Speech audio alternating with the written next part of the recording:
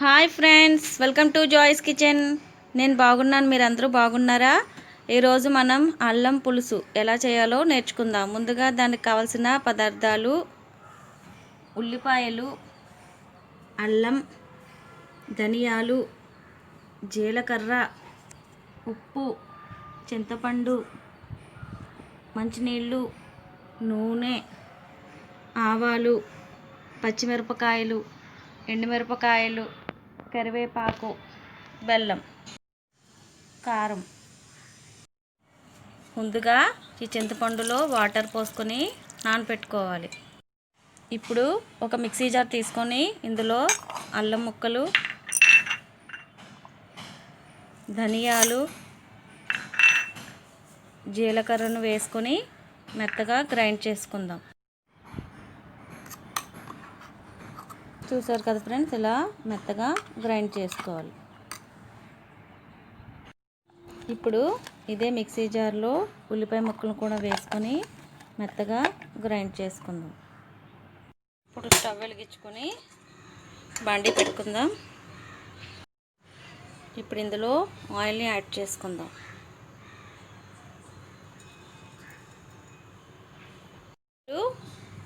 Oil heat ఎక్కింది కదా friends, ఇప్పుడు ఇందులో ఆవాలను వేస్తాం.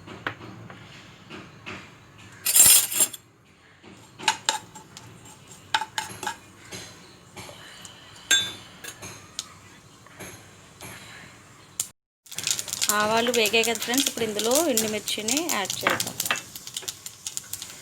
వేసి వేయించుకుందాం.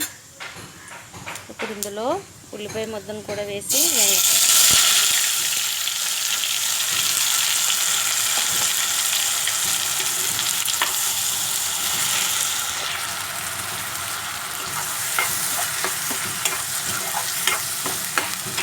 ఇప్పుడు ఇందులో కరివేపాకు, పచ్చిమిర్చిని కూడా యాడ్ చేసుకొని వేయించుకుందాం.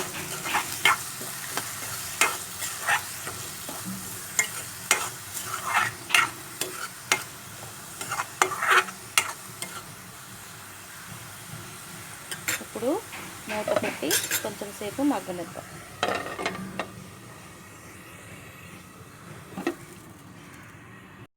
ఇప్పుడు ఇది వేగిందో లేదో చూద్దాం ఫ్రెండ్స్. ఇప్పుడు ఇది వేగింది. ఇప్పుడు ఇందులో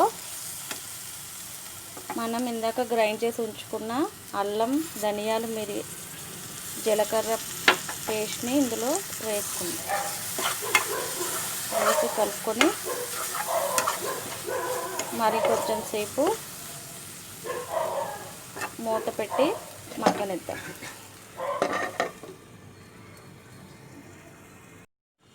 ఇప్పుడు ఇది వేగిందో లేదో చూద్దాం ఫ్రెండ్స్.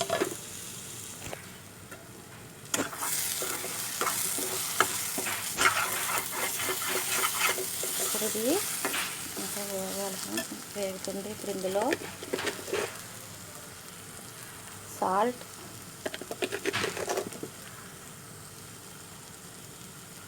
కారం కొంచెం తగ్గించుకొని వేసుకోవాలి ఫ్రెండ్స్, ఎందుకంటే ఇది ఇందులో అల్లం ఉంటుంది కాబట్టి ఘాటుగా ఉంటుంది ఫ్రెండ్స్, అందుకని కారం కొంచెం తగ్గించుకొని వేసుకోవాలి.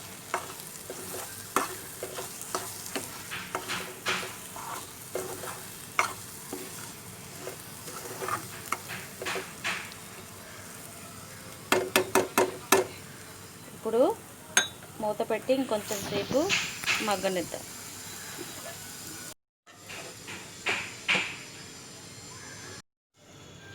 ఇప్పుడు ఇది వేగిందో లేదో చూద్దాం ఫ్రెండ్స్. ఇప్పుడు ఇది బాగా వేగిపోయింది ఫ్రెండ్స్. ఇప్పుడు ఇందులో వాటర్ని యాడ్ చేసుకుందాం.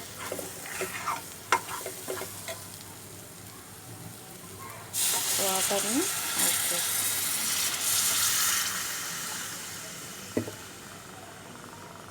వాటర్ వేసుకుని ఒకసారి కలుపుకుందాం ఫ్రెండ్స్. ఇప్పుడు వాటర్ని వేసుకున్నాం కదా ఫ్రెండ్స్, ఇలా కలుపుకొని దీన్ని మరగనిద్దాం. మూత పెట్టేసి ఇప్పుడు ఇది ఉడుకుతుందో లేదో చూద్దాం ఫ్రెండ్స్.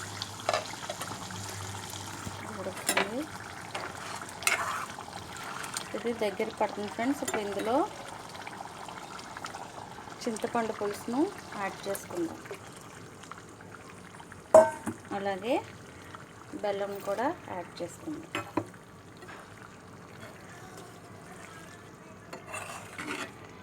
ఆయిల్ పైకి తేలే వరకు పులుసును మరగనివ్వాలి. మూత పెట్టి ఇది కూర ఉడికిందో లేదో చూద్దాం ఫ్రెండ్స్. ఇప్పుడు ఇది కూర చూసారు కదా ఫ్రెండ్స్, ఆయిల్ అంతా పైకి తేలిపోయింది. ఇప్పుడు ఇది కూర రెడీ అయిపోయింది. ఇప్పుడు స్టవ్ను ఆఫ్ చేద్దాం. దీన్ని సర్వింగ్ బౌల్లోకి తీసుకుందాం. సర్వింగ్ బౌల్లోకి తీసుకున్నాం కదా, అల్లం పులుసు రెడీ. ఈ రెసిపీ కనుక మీకు నచ్చినట్లయితే ట్రై చేయండి, లైక్ చేయండి, షేర్ చేయండి. Thank you for watching.